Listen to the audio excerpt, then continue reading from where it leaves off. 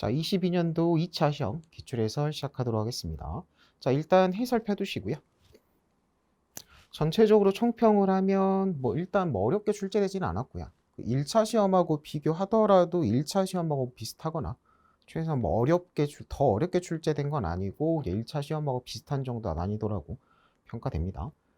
자, 그리고 나서 이제 바로 해설로 가셔가지고요.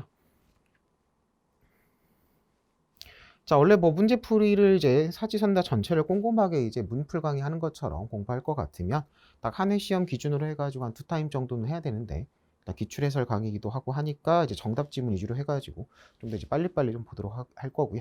대신에 당연히 이제 다음 시험 준비하시는 분들 기출 문제는 전체 정답 지문만 볼 게 아니라 사지선다 전체 문제 정리하셔야죠. 그래서 혼자서도 충분히 차근차근 공부할 수 있게 해설 자체는 정답 지문에 한정하지 않고 정답 외 지문 같은 경우도 판례랑 규정 같은 거 꼼꼼하게 다 달아놨으니까 공부하시는 내년 시험 이제 공부하시는 분들은 전체 기출 문제 꼼꼼하게 정리하셔야 됩니다.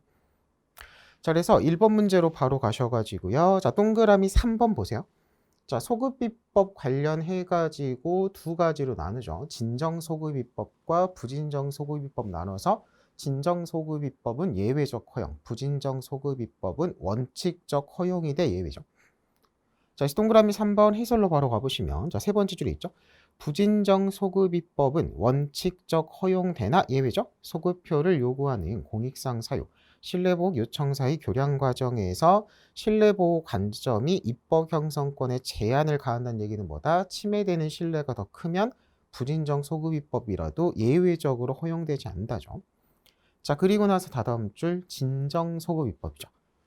자, 개인 신뢰보호 법적 안정성 내용으로 하는 법치국가 원리 특단의 사정이 없는 한 헌법적으로 허용되지 않는 게 원칙. 그래서 예외적 허용 다만 이하죠. 경미한 경우 신뢰보호 요청에 우성하는 중대한 공익상 사유가 정당화하는 경우 예외적 허용입니다. 그래서 지문 자체 맞추는 건 크게 어려움이 없었죠. 자, 그리고 나서 2번 문제로 가셔가지고요. 국적법 정도는 한 해, 매년까지는 아니더라도 한두 해 한 번씩 꼭 나오는 문제죠. 자, 동그라미 기억본 보시면, 자, 부계혈통주의에서 부모 양계혈통주의로 개정이죠. 자, 해설 자체는 어떤 해설 지금 판례가 들어가 있는 거예요? 부계혈통주의는 평등원칙 위반한 거다 판례예요. 그래서 이 위헌 취지에 따라서 부모 양계혈통주의로 개정된 거니까 이제 기억 지문은 맞는 거죠. 자, 그리고 니은 지문 같은 경우는 국적법 4조 2항 조문 그대로 나온 거니까 읽어보시면 되고요. 그다음에 나머지들도 읽어보시면 되고요. 그래서 정답 자체는 전부 다 맞는 지문이죠. 자, 그다음에 3번으로 가셔가지고요. 자, 동그라미 2번 보세요. 자, 문화예술진흥기금 납부예요. 자, 그래서 해설 부분 보시면 공연 관람자 등이 예술 감상에 의한 정신적 풍요를 느낀다면 문화 권리에 적극 장려할 일이지 문화국가 관람 같은 걸 한다 그래서 부담금을 부여하면 당연히 위축될 거잖아요. 그래서 이를 일정한 집단의 수익으로 인정하여 경제적 부담을 지우는 것은 헌법상 문화국가 이념에 역행하는 것으로서 반하는 것이다죠. 그래서 2번 지문이 바로 틀린 겁니다. 자, 그다음에 4번으로 가셔가지고요. 자, 동그라미 1번 보세요.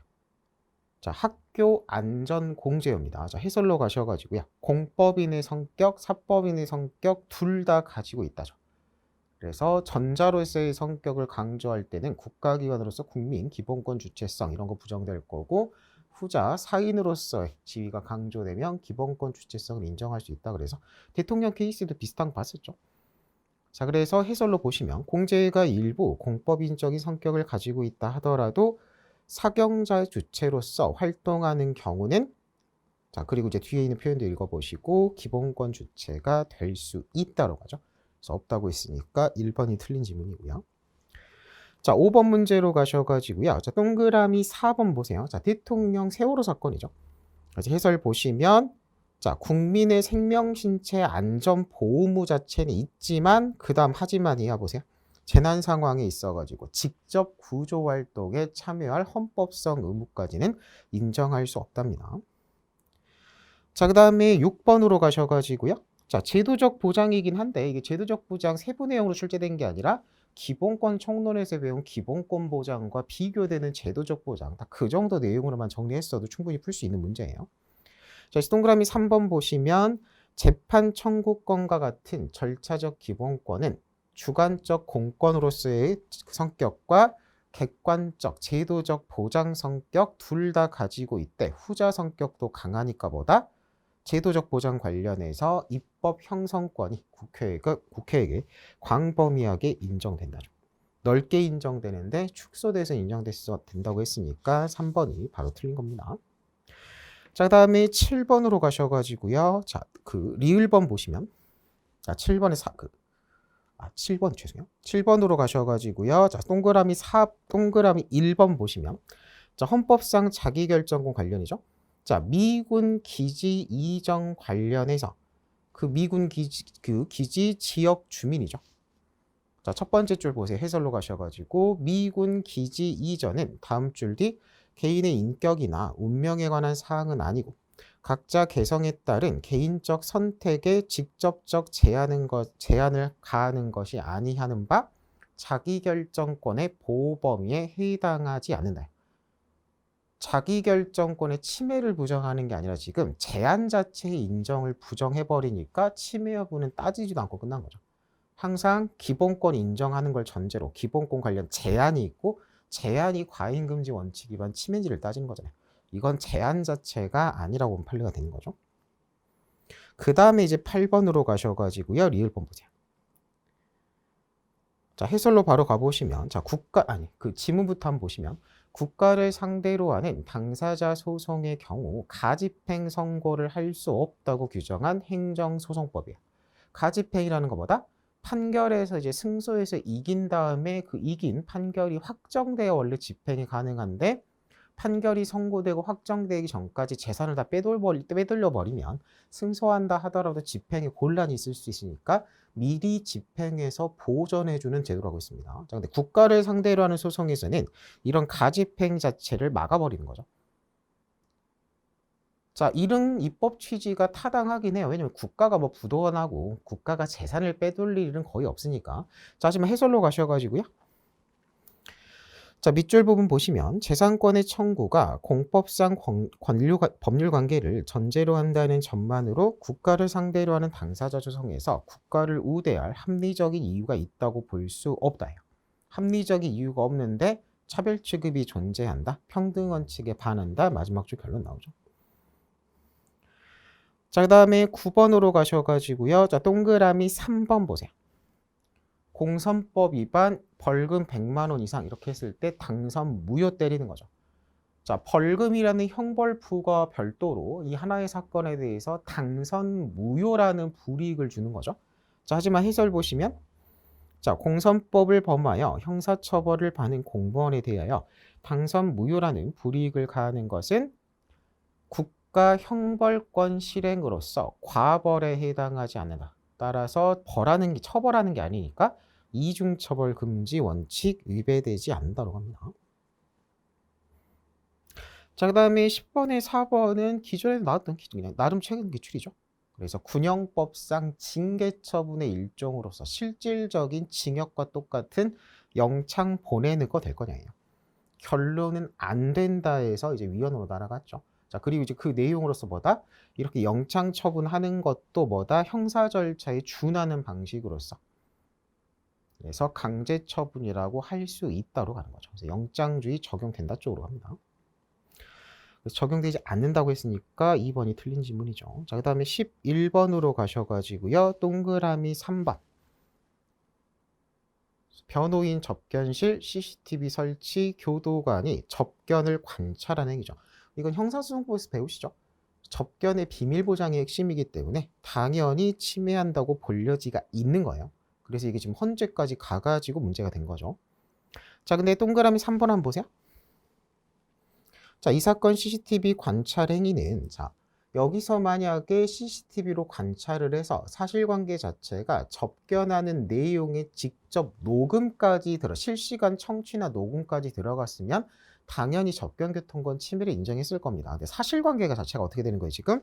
금지 물품의 수수나 교정사고 방지, 대처하기 위한 것으로서 목적의 정당, 수단의 적합성 등 인정된다 해요. 말 그대로 소리 녹음 없이, 소리 청취 없이 혹시라도 칼 같은 거, 휴대폰 같은 거 반입시키는지 감시하려고 하는 정도는 허용된다고 하죠. 그래서 조력받을 권리 침해를 부정한 사안입니다. 그래서 그 형소에서 배우는 비밀 침해랑은 사실관계가 다른 거라고 생각하셔야 돼요. 자, 그다음에 12번 종교의 자유. 자, 니은번 보세요. 자, 대가로 2번 해설 보시면 기독교 재단 설립 사립대학이 학칙으로 대학 예배 6학기 참석을 졸업 요건으로 정한 거죠. 자, 이게 종교의 자유를, 그러니까 참석하지 않을 소극 자유 침해죠. 침해하는 것인지 문제인데, 그 다음 밑줄 부분. 자, 이런 전도나 종교인 양성의 직접적 목표가 아니라 진리 사랑에 기초한 보편적 교양인 양성 목표로 할 것인가 종교 자유 침해하는 게 아니다 판례인 겁니다. 네, 유명한 판례 중에 하나죠. 자, 그 다음에 리을번으로 가셔가지고요. 종교단체 복지시설 운영도 종교의 자유 영역으로 봐서 종교의 자유 침해 여부에 대해서 판단한 거죠. 그래서 법인 운영, 직업의 자유 쪽으로 가지 않고 종교의 자유에 대한 침해 여부를 제한되는 기본권으로 전제를 깔았다가 포인트예요. 자, 그 다음에 13번으로 가셔가지고요. 자, 알 권리 동그라미 4번 보세요.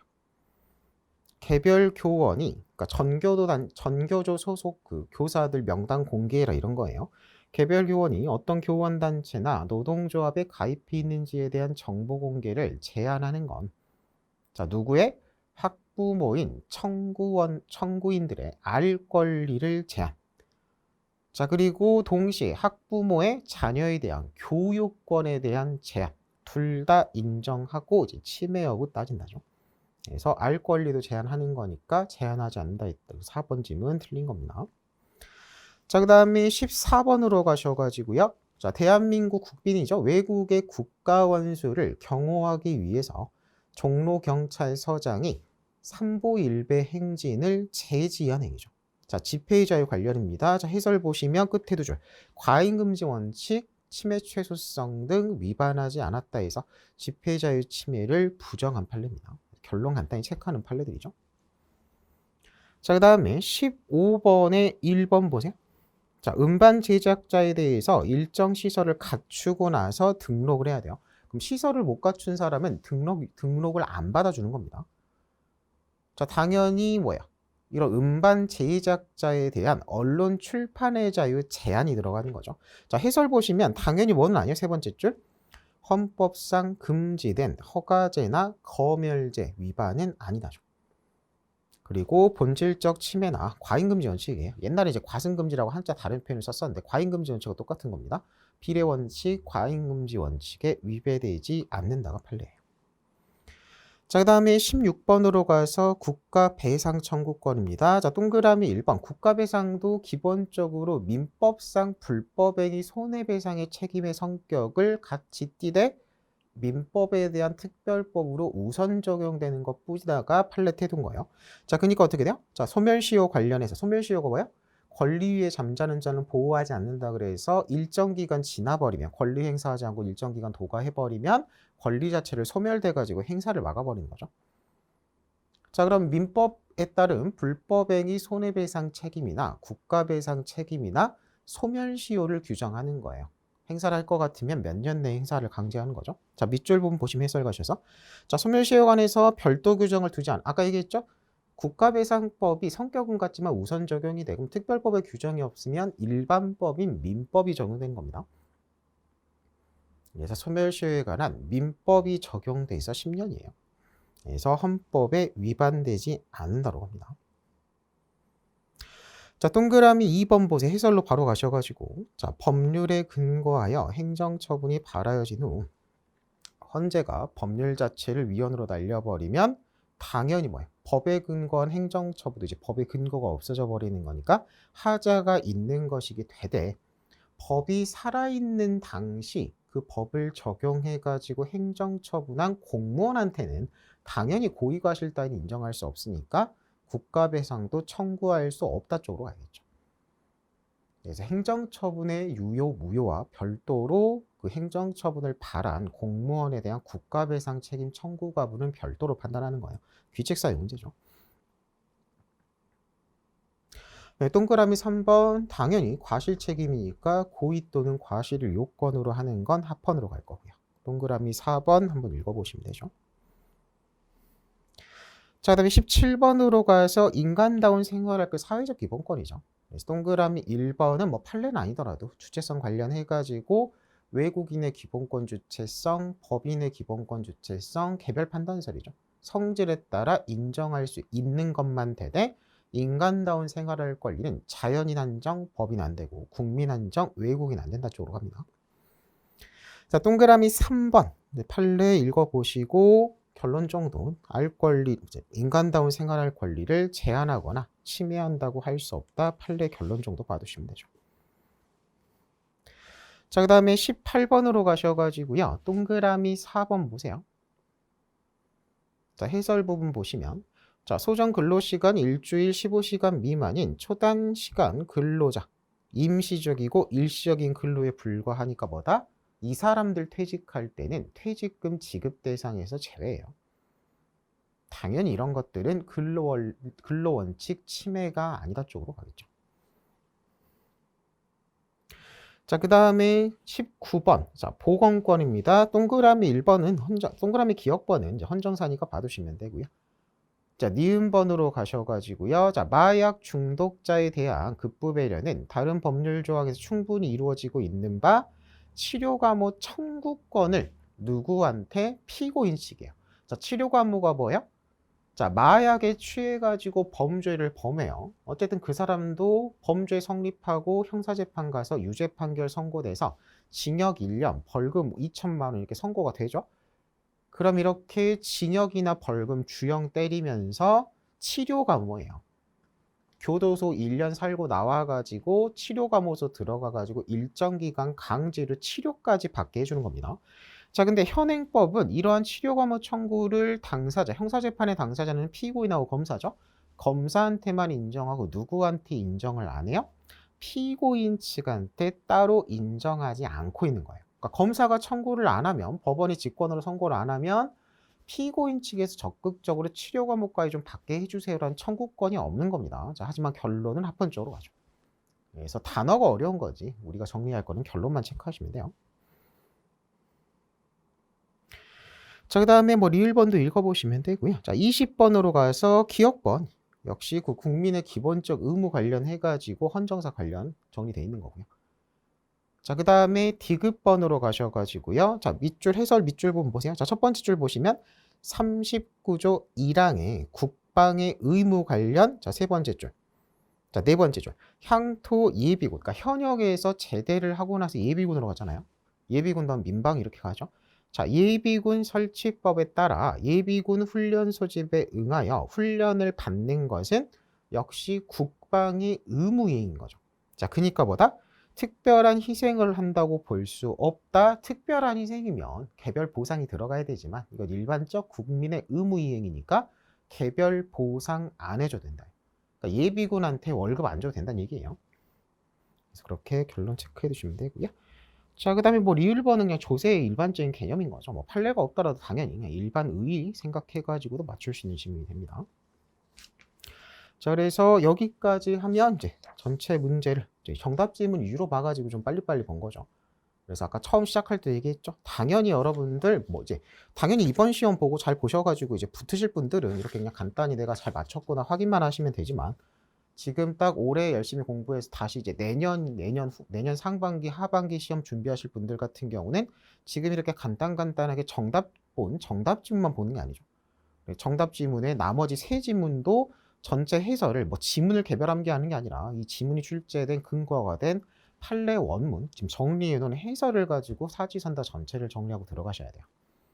그래서 문제를 보시면 아시겠지만 여러분들 시험이 지금 통치 구조가 빠지고 하면서 전체적으로 거의 다 판례에서 헌정사 이런 것들 몇 개 빼고 나면 거의 다 지금 거의 100%까지는 아니더라도 90% 이상이 전부 다 판례에서 나오고 통치구조가 나오면 부속법령 같은 게 많이 나오는데 통치구조가 통으로 빠져버리니까 지금 부속법령도 국적법 지금 한 개 나오고 없습니다. 그리고 계속해서 강조하는 거는 헌법 총론부터 기본권까지 해가지고 판례 정리가 가장 중요한 거고 지금 저번 시험에는 약간 좀 애매하긴 했는데 이제 이번 시험까지 오면 제도적 보장 같은 경우는 기본권 총론에서 이제 기본권과 비교되는 제도적 보장의 개념 정도로만 대비하면 되고 제도적 보장이 이제 각칙으로 가가지고 무슨 정당제도니 지방자치제도니 이런 제도 관련 얘기들은 그렇게까지 우리가 전체 통치 구조까지 전부 다 시험범위라는 시험에 비교해 가지고 꼼꼼하게 볼 필요는 없다고 생각돼요. 그래서 기존에 이제 강의에서 다뤘던 내용 정도로 계속해서 열심히 공부하면 무난하게 붙을 수 있을 정도로 공부가 되실 겁니다. 자, 그래서 기출해설 강의는 여기까지 하고요. 이제 다음에 정규 강의 때 뵙도록 하겠습니다. 시험 보시느라 고생 많으셨고요. 시험 보신 분들 같은 경우는 좋은 결과 있으셔가지고 꼭 붙으시길 바라고, 그래서 이제 다음 시험 준비하신 분들은 정규 강의에서 뵙도록 하겠습니다. 수고하셨습니다.